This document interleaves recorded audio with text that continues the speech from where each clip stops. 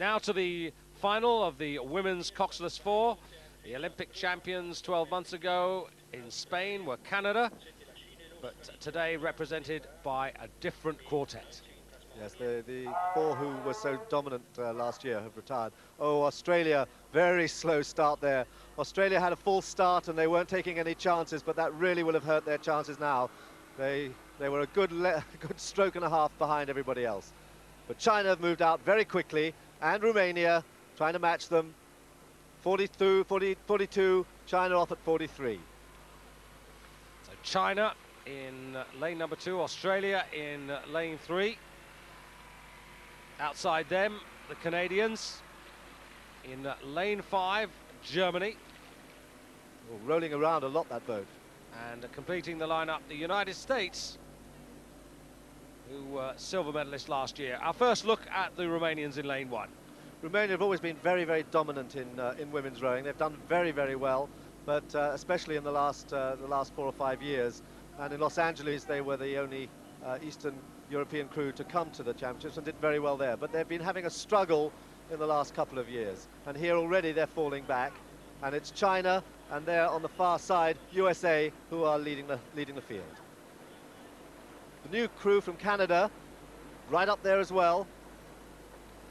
Canadians very strong in women's rowing.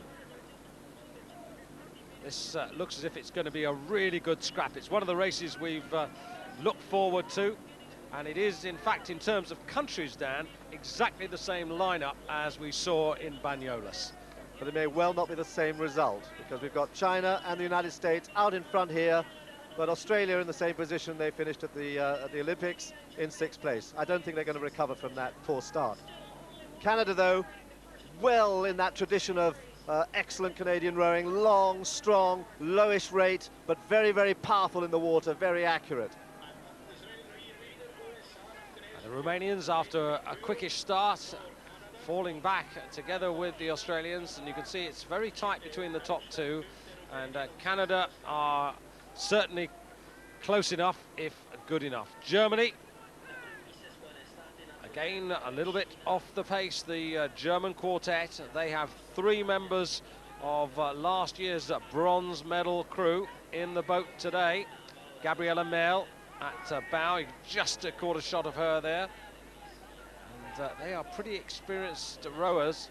There's Antje Frank and Beata Sisch and Ina just setting the rhythm for that German boat.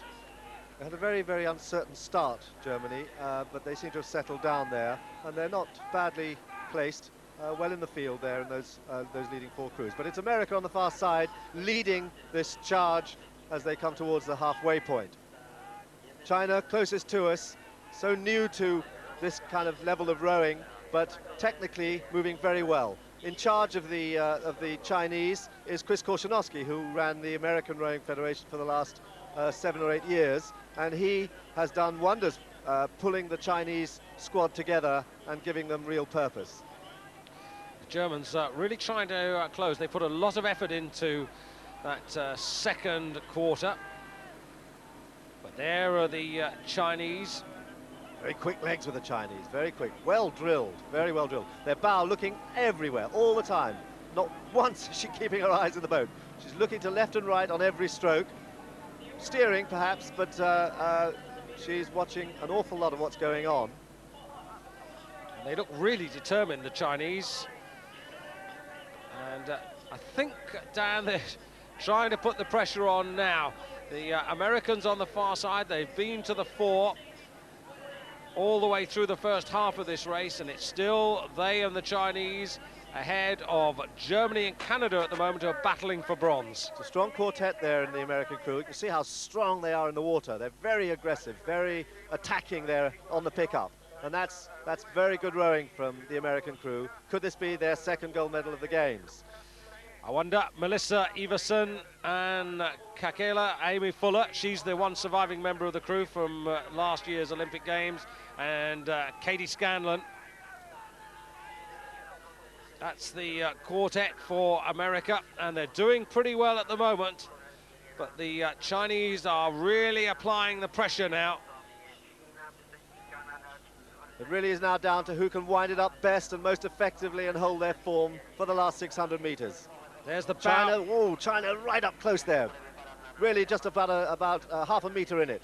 And it looks to me as if China have just got a narrow advantage over the Americans. The Germans are absolutely on top of the Canadians now. That's really going to be a fight. I wonder if they've got any more, because they've used quite a lot of energy to put themselves back on terms. So they're losing a lot at the finishes of the strokes. The bow there is losing her finish a lot. She's not connected. Water flying around, and that's not going to help them there. They've got to be accurate. They've got to be effective. They've got to hold the blades in. But they're throwing water around.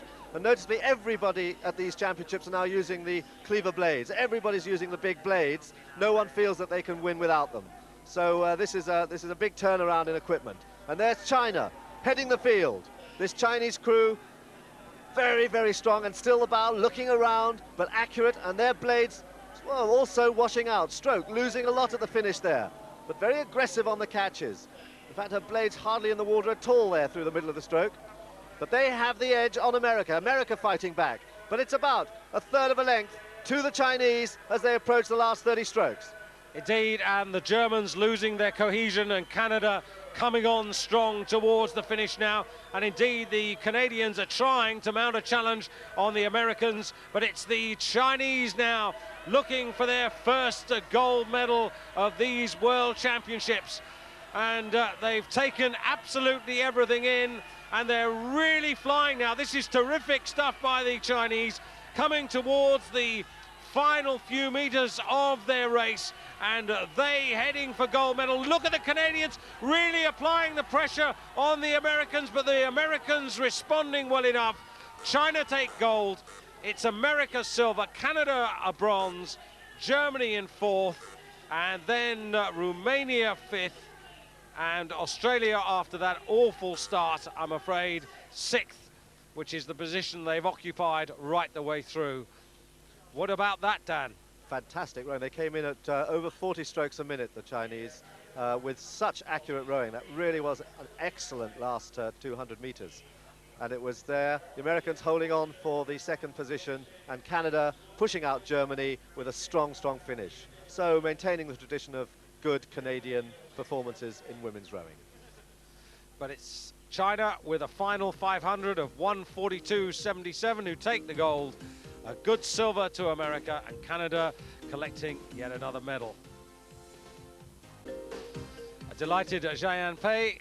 Congratulations to her, and well-deserved applause from the respective groups of fans in the grandstand at Roudnice, as, would you believe it, the weather begins to get a little better.